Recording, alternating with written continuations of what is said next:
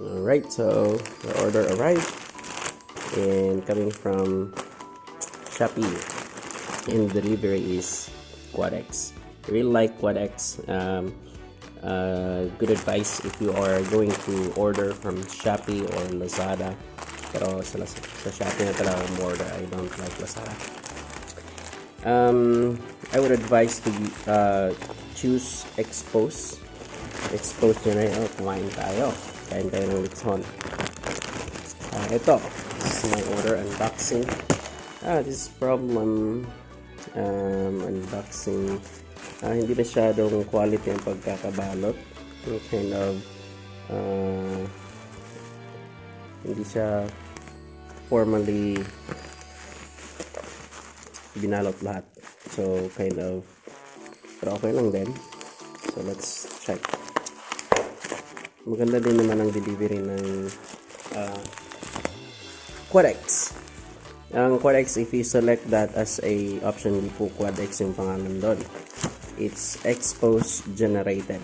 So ito po yung in-order nating fantech na speaker.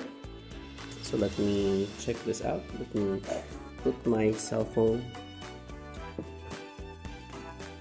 dito muna. Okay. Dito rin.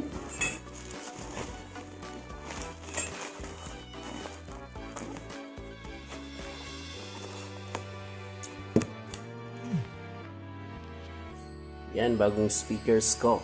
Hi! Fantech. Nakakamangha. Napakalakas. Listen to it. Ito po yung training na ginawa ko. Listen. Ito. Play, go. Hey guys, welcome to this video. I just want to have a training para sa inyo kung paano po gawin itong trabaho nito. And as you are still waiting for the other training, Grabe. training about setting up webinar system. So ngayon, ito po muna yung i-record ko. Ganyan siya kalakas. Just a fantech. Yan po yung volume niya. So there's adjustment for Go volume. and directly publish. But May volume po tayo adjustment dito sa volume natin. Paano nga ba yan? Yan. So you have adjustment there. para meron po kayong And also you have here. This one is meron po siya sa instruction, just an audio request, audio.